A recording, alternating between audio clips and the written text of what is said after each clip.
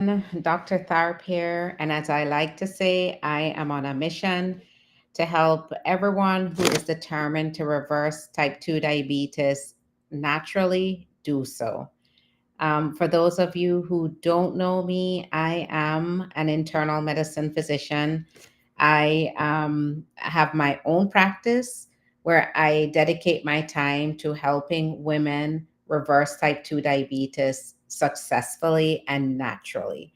I support them through that process. And I also still round in the hospital setting where I routinely see complications of type 2 diabetes and actually started my career in hospital medicine. And that is where I got the inspiration to start this movement because I saw that I did have the power to prevent a lot of the disease and complications that I was seeing in the hospital setting. So that's what inspired me to start this process, to start this initiative, to reach out to those who need the support. So that's what brings me here every night.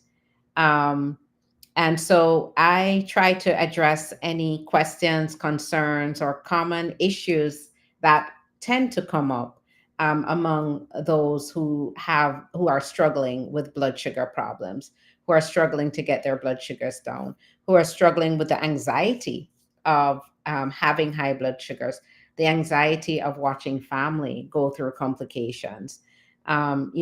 Just today met with a woman, and she was actually a nurse who both of her parents had type 2 diabetes, pretty bad diabetes. They both were on dialysis. Her mom was lucky enough to get a transplant. Her dad remained on dialysis for his entire life until he passed away. And for those of you who understand what dialysis is, you know that you wouldn't wish it on your worst enemy.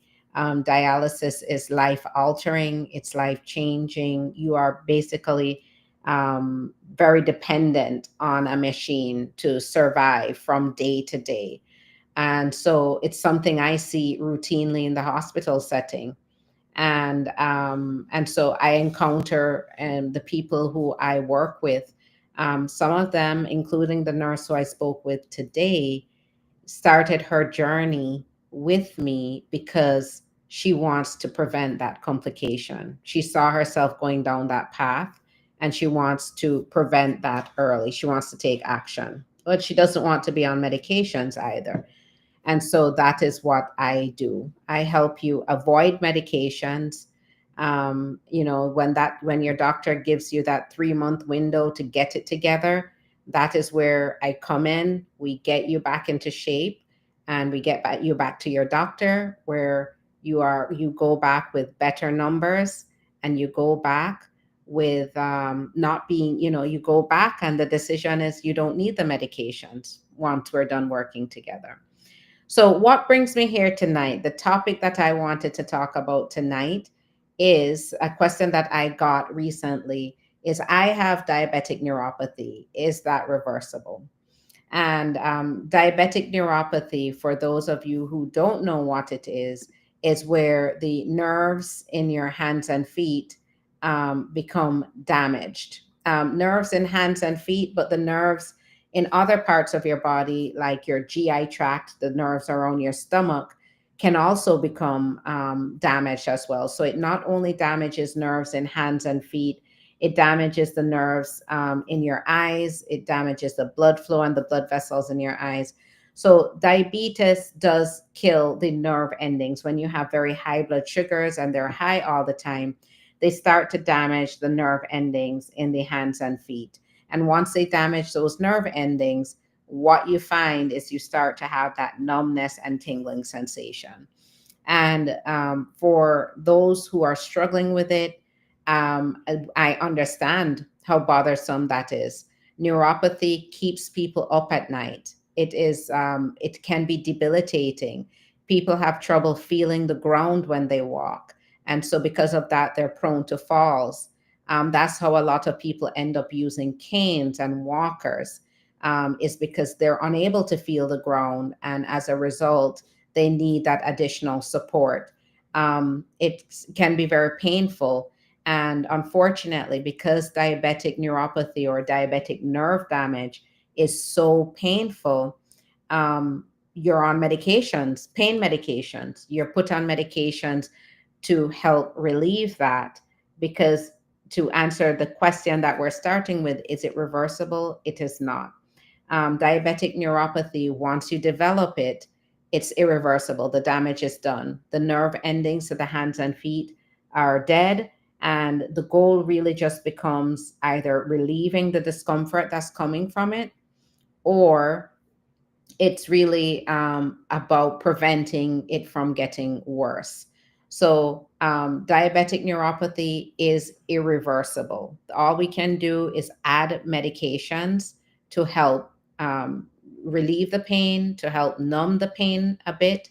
And so, obviously, if you're struggling with diabetic neuropathy and you understand the discomfort, then you are probably pretty desperate to also prevent worsening of that discomfort. For those of you who are struggling with high blood sugars, and that might be the only symptom that you're having, with high blood sugars, just know it is doing the damage. You might not feel it yet, but when those blood sugars are high, that is what it's doing. It's slowly poisoning the nerve endings in your hands, your feet, the back of your eyes, in your GI tract. And so that is where you start to, when you do become symptomatic, it means you are far gone. It means the damage is done and it's irreversible. So that is one of the main reasons that I advocate for early intervention, right? Early and natural intervention. Why is relying on medications not the best option? Well, medications will work to get those blood sugars down, right? But the reality is, if you're not getting to the root cause of the issue and you are not taking the time to do things the natural way, then the reality is you're on one diabetic medication. It might work for a while, but if you're not doing what needs to be done with your nutrition, with your habits, with your exercise, then very likely you're going to end up on a second and a third medicine. And in addition to that, now you're going to end up on something for diabetic neuropathy or nerve damage. So it's really, really critical to take early action. And that is why I'm here every single night, is to advocate for early intervention, early action. Um, Now, as a hospital doctor, I can tell you that I see the next level. So many people in the community, many people with maybe, type 2 diabetes, in the early stages, you might have some neuropathy, but you don't, it's uncomfortable, right? But as far as life threatening, it's not necessarily causing life threatening issues yet. But as a hospital doctor, I see the worst cases of neuropathy. I see what neuropathy becomes. So, neuropathy is where, again, the nerve endings in your hands and feet um, become damaged. They're dead, and so the sensation you can have is numbness, tingling. Some people don't feel anything. Your feet are completely numb. It's like dead weight. So that's why it's very difficult to feel the ground when they're walking, and that's why they need walkers and support. But what tends to happen with neuropathies, because the sensation to your feet, especially, are very impaired, what can happen is that you can end up with injuries to your feet and not even realize it. And that is what's so dangerous about having diabetic neuropathy. So if you've ever wondered why your doctor says, okay, you have diabetes, it's time to see a foot doctor every year, or I have to do a foot exam every visit, or at least once a year, it's because they are actually checking your feet for you. They will actually tell you you should be routinely checking your feet, because again, the nerve endings are dead. You don't know that had a bruise there, and that bruise is now infected. You don't know that, maybe the shoes that you were wearing were too tight, or you're breaking in a pair of shoes and it caused some bruising, and that bruising became an ulcer. You might not know. So unfortunately, if you have fungal infections or issues in general with your feet, then you can easily develop wounds there and not even know it until it's too late, until that wound is so deep or it's festering so much that then you finally notice it. So as the hospital doctor, those are the infections that, to be honest, I see on a daily basis. I was in the hospital earlier this week and I saw two cases on in one day of severe infections to the feet. All started with severe diabetic neuropathy. So diabetic neuropathy is not something to take lightly. It's not something to say it's not life threatening. The minute you feel numbness and tingling or you don't feel your hands and feet, it's actually a pretty bad indicator of where things are going. What tends to happen at the level as a hospital doctor is that unfortunately these wounds and infections progress, and they cause very deep infections that require antibiotics for a long time. Most of the time, these people have to go home on IV antibiotics, or the worst case scenario is that they end up with amputations. And amputations are very common. As a matter of fact, there is an amputation that's happening every 3 minutes and 30 seconds in this country because of diabetic neuropathy. That's how common it is. So if we start our 3 minutes right now, just know, put if you put a timer on 3 minutes and 30 seconds from now, somebody in the United States is losing a limb as a result of type 2 diabetes. That is how common it is. And again, that's what inspired me to spread the word, because unfortunately, most people don't know that diabetic neuropathy can become this. Um, and so that is why, again, if you are feeling those symptoms, I advocate for early action. Now, and getting to the root cause. Medications, you're started on medications. But again, if you want to avoid that second, that third, that fourth, if you want to avoid the insulin, then that is where you're taking action by getting to the root cause. And the reason medications build up is because you're not actually getting to the root cause. So if you're thinking, okay, I'm good, I'm on the medicine, and you don't change anything else in life, in your lifestyle, then just know that, and you already have diabetic neuropathy, then know that the outcome is not good. The outcome is very likely going to be a poor one, because if you're having diabetic neuropathy and you're not getting to the root cause, then very likely the diabetes continues to progress, the neuropathy continues to progress. Now, the reason why neuropathy is also a very bad indicator of what is to come is because neuropathy is a sign that your high blood sugars are doing damage. Okay. That damage has been done, but it was silent. You might have been feeling fatigued. You might have been peeing a lot. You might have been having really bad cravings. Those tend to happen with high blood sugar in general. And those are bothersome symptoms to begin with. But now, if you are having neuropathy, what is really happening inside of your body? Okay, once your nerve endings are dying, then it means that there is damage being done to every other organ in your body. And that is the other scary part of knowing you have neuropathy. So the other organs in your body that are affected are your kidneys. That diabetes is the number one reason for dialysis in the United States and in the world, as a matter of a fact. But in the United States, dialysis is the number one reason for diabetes is the number one reason for being on dialysis. Unfortunately, a vast majority of those people on dialysis are people of color. And that is why I'm out here advocating for women who look just like me, because I think we can do better. I think we can have better. I think we deserve better. So it is important to have some awareness about how much it's affecting us as a community as well. It's doing damage to your blood vessels. So when we think about blood vessels, the blood vessels to the brain, the blood vessels to the heart, the damage that's done is it accelerates plaque buildup.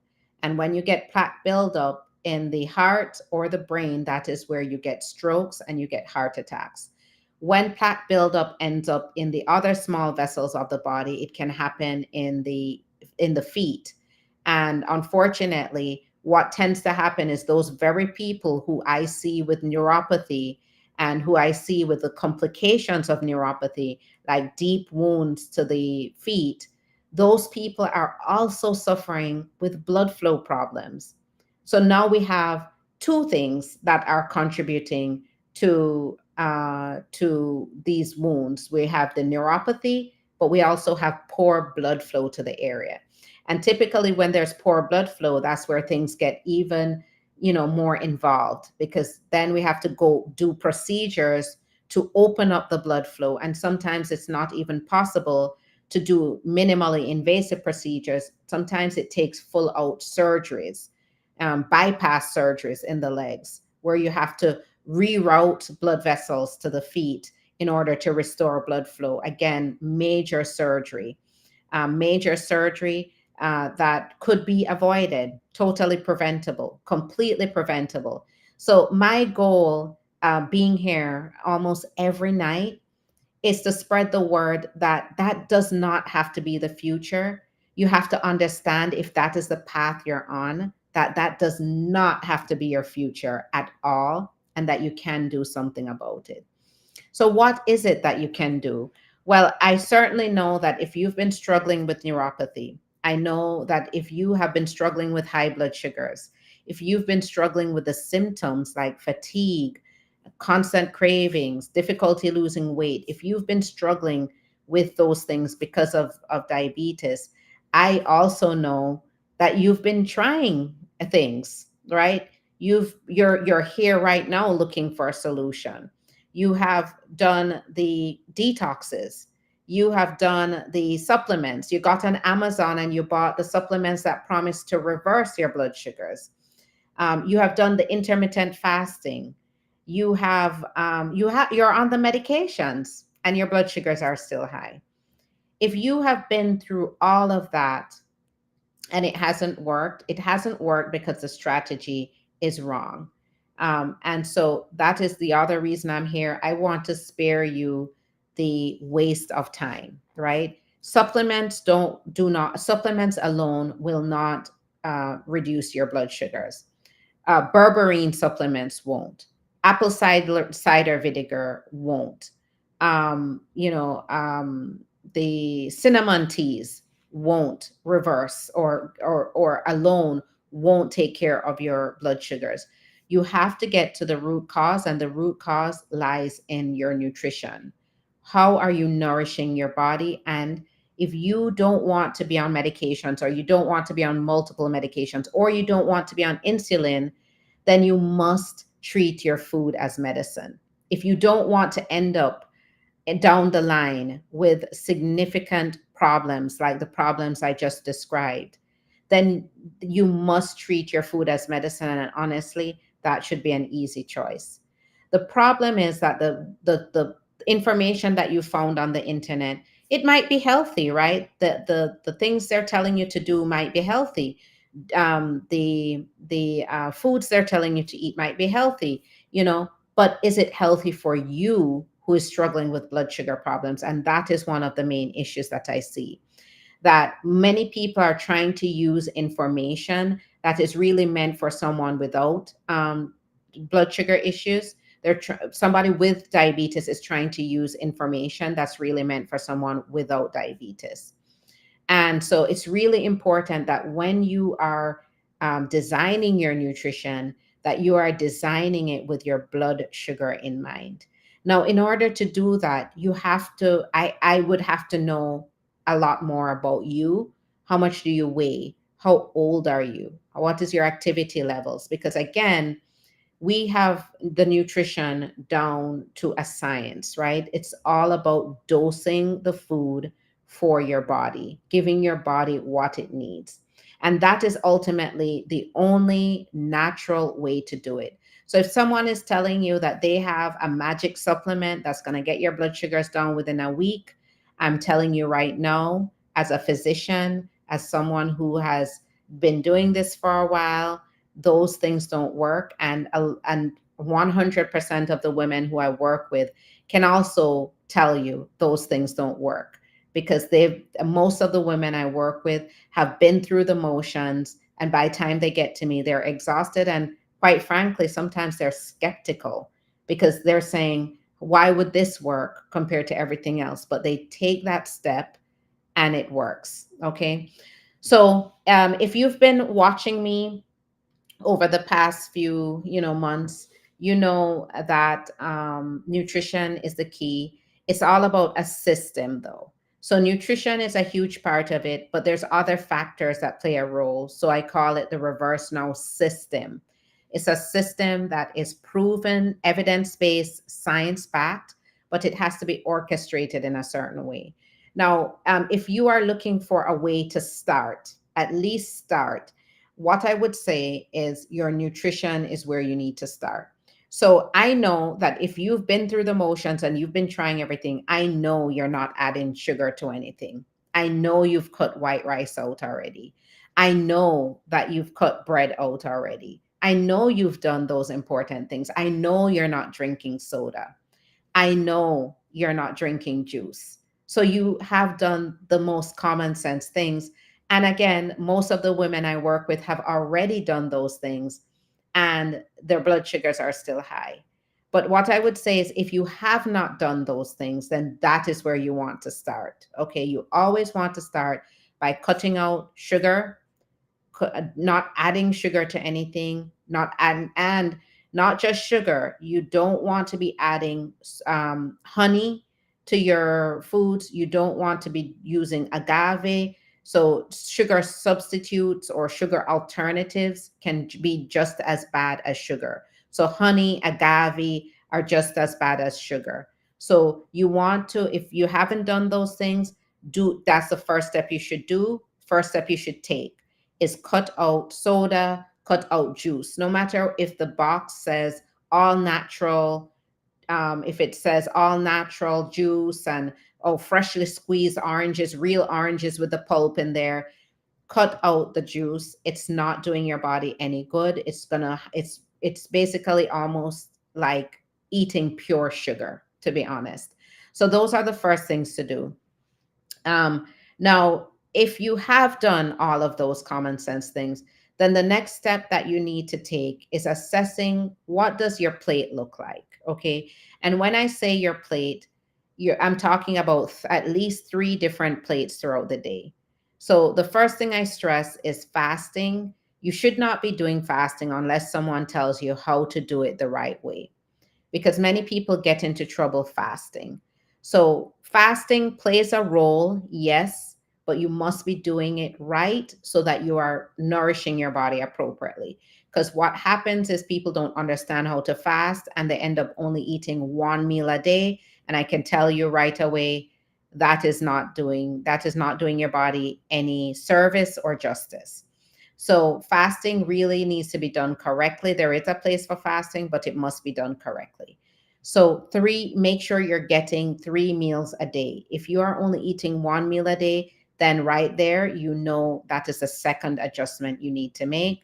You need to start nourishing your body. Now, what should each of your plates look like?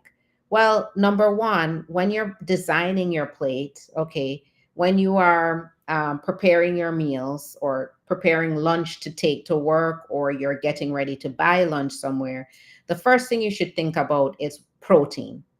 Your meat, your plate should have protein, and that should be about a quarter of your plate. Okay. Now, when I work directly with my clients, we go into a lot more detail. But again, I have to know specific information about you so that um, I can give you more numbers and we can design things more to you.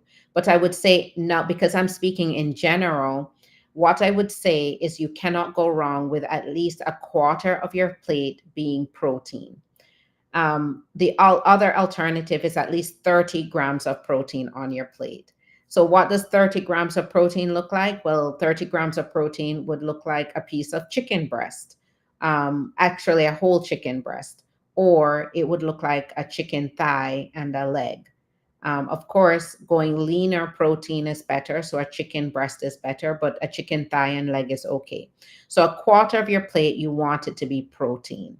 The other portion of your plate needs to be, at least half of your plate needs to be leafy greens. It needs to be low carb vegetables, leafy greens, spaghetti squash, zucchinis, things. You can even do a mix of vegetables, zucchini, onions, sweet peppers. So you want at least half of your plate to be vegetables, some kind of a vegetable. Then you want the other quarter of your plate to be a carb. Okay, so if you are afraid of carbs because of your anxiety about your blood sugars, carbs are actually okay. Your body needs carbs, but the question is, what carbs are you consuming? The carbs I recommend are your complex carbohydrates. So you want to be going with, the perfect example of a complex carbohydrate is your sweet potato. Sweet potato has fiber, vitamins, antioxidants. It's so nutrient dense, and it's so you're getting what you need from it, and you're getting a quality carbohydrate. Of course, you have to be careful, right? Because it is a carb, so you can't overdo it. But if you are going to put a carb on your plate, which I always recommend putting a carb on your plate, it should be a complex carbohydrate, or what I call a slow absorbing carbohydrate. Why do I call that a slow absorbing carbohydrate? So, any carbohydrate that is a simple carbohydrate, the perfect example would be, let's say, white rice. White rice is a simple carbohydrate. The minute it hits your mouth, it starts to break down into sugar. As we're chewing, or saliva is already breaking that down into sugar. So that is why your blood sugar spikes so quickly, because there's no fiber in it. It's stripped of all nutrients. There's nothing but carbohydrates that become sugar in there. So that is what I call a rapid absorbing or simple carbohydrate, and those are the carbohydrates you want to stay away from. Other examples of simple carbohydrates that you want to avoid are your crackers. So if you are coming in super hungry from work, or wherever you're coming in, and your first instinct is to grab a bag of crackers, I will say get rid of the crackers. Crackers are not good. It's a simple carbohydrate that spikes your blood sugar, and you get no nutrients from it. Crackers, white rice, white bread. So those are examples of your simple carbohydrates, processed, and they're stripped of all nutrients. They are not doing you any good. Complex carbohydrates, again, are your spaghetti squash, your butternut squash, your spaghetti squash. So those are all kinds of complex carbohydrates. Fiber, vitamins, minerals. You're getting a whole lot out of it, plus fiber. Now, the last part of the last quarter of your plate must be it must be fats. So that is another issue that I come across, is that your most people who have type 2 diabetes have been told, lose weight, don't eat fatty foods. And so the instinct there, because you're not getting that guidance, right? You're not being told specifically what to do. Your doctor says eat less, move more, lose weight. And so your assumption is, I have to cut out all fat. And that is not true. Actually, couldn't be further from the truth. Okay. Fat is actually an important part of your diet, and it's a critical part of blood sugar control. And by the way, every single component of the plate that I just listed there plays a role with blood sugar control. Now, fats keep you full longer. It blunts your blood sugar spike. It allows your body to slowly break down those slow absorbing carbohydrates. The fats that you should be eating, though, are your good fats. So I call them your good fats, right? The good fats are in a very limited category. So the good fats should be your avocado oil, your olive oil, your olives. Those are your good fats. Nuts and seeds are also considered a source of good fats. The fats that are in things like salmon is also a good sources of good fat. So salmon, sardines, those are sources of good fats as well. Um, it's really important to understand how much fat you're eating. Again, that boils down to how much your body needs. Again, is it dosed appropriately? And that is something I would have to know specifically about you. However, fats are an important part. Now, if you have canola oil in your cabinet, if you have vegetable oil in your cabinet, if you have any seed oils in your cabinet, then those are the oils you want to avoid. Those are, again, those are the ones that in the setting of type 2 diabetes hike your cholesterol up and clog your blood vessels. They clog the blood vessels to the heart, like I mentioned earlier, to the brain, and to the legs. So, those are the fats that you want to get rid of. So, that is pretty much summing up what your plate should look like in a nutshell. The last part of your plate that everything that I just mentioned should have is fiber. The vegetables, the complex carbohydrate, and avocado is very rich in fiber as well. So fiber is really important, and most people aren't getting enough fiber. The fiber also, again, plays a huge role in blunting blood sugar spikes. It slows digestion, it allows your body to fully absorb nutrients, and it keeps your gut healthy. So, if you're someone who's been struggling with constipation, bloating, indigestion, fiber is also key to improving your gut health. So, fiber should be in everything I just listed, except for the protein. There should be fiber in all of that. So that pretty much sums up what your plate should look like. And honestly, that is what your medicine, your food as medicine should look like. And if it looks like that, then you should see some improvement with your blood sugars. This is just general information. Again, it's very difficult to guarantee results if without knowledge specifically about you. But if you are not doing, or if you're not doing some of these things that I talked about, then start off there. If you have not cut out the things I talked about earlier, like the simple carbohydrates, the processed carbohydrates, you want to start there. The juice, the soda, you want to start at least there. And then you want to design your plate the way I mentioned. Now, remember I mentioned a system. Blood sugar control is mostly diet, but in order to truly reverse type 2 diabetes, truly reverse it, to truly restore insulin sensitivity, it comes down to a system. And that system is all about incorporating good habits into your day to day life. That takes time to learn and understand and to quite honestly coordinate, but incorporating good habits like your sleep, your hydration, those are important, um, and movement as well.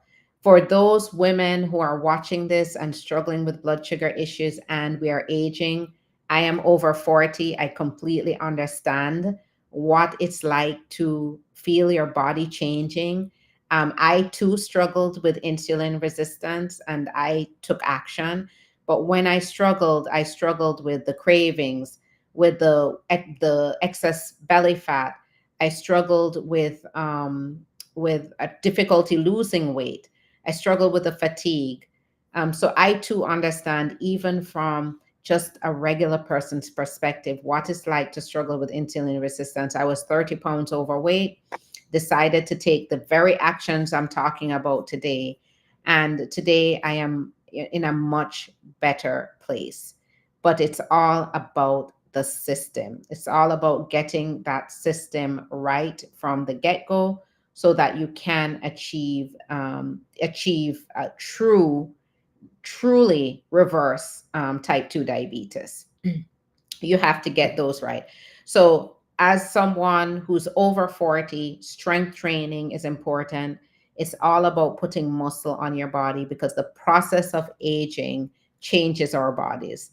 And in order to push back on that change, strength training is a critical part of that process. And that is pretty much the system in a nutshell. Now, the for the women that I work with, I have written this nutrition guide that lays everything out in great detail. This is available to the women who I work with as a resource. I work very closely with the members of the Reverse Now Challenge, in order to help them really get used to this, implement it.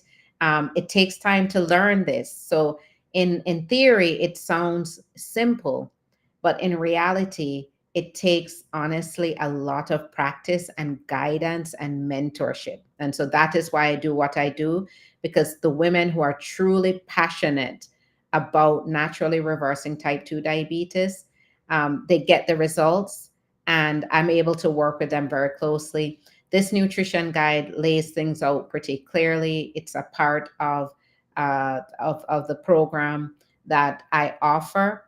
Now, again, I am here to give general information. Try these pointers and see if it makes a difference for you. If you are ready to make change, if you are ready to avoid potential complications, if you are struggling with neuropathy, which we know is an ominous sign, then take action. If you are ready, then your next step is to take that action. Take the action so that your future looks better, because that future that you're looking at is not, it doesn't have to be. You don't have to submit to that future. So take action. How do you take action? You find the help, the guidance that you need. And so that is why I'm here. So if you want that additional guidance, if you are ready to commit to change and ready to really dive in and to change the future for the better, then you can click the link in my profile or my bio. It's a Linktree link, and there you have the opportunity to book a free 15-minute discovery call. Again, please reserve those spots. The spots are very limited. So reserve those spots. For those spots are really reserved for those people who are really serious, really want to make change, really ready to take those steps. So go ahead, book that call, take action, and you can change what the future could look like for yourself. With that, I'm going to close off. But if there are any questions, if there's any topic that you would like me to cover in the future, if there is anything you need, you can put the comment under the live, or you can always message me directly, and I'm more than happy to reach out to you directly. And that way we can again take action. It's all about action. All right, with that, I will see you tomorrow night. Have a good night, everyone.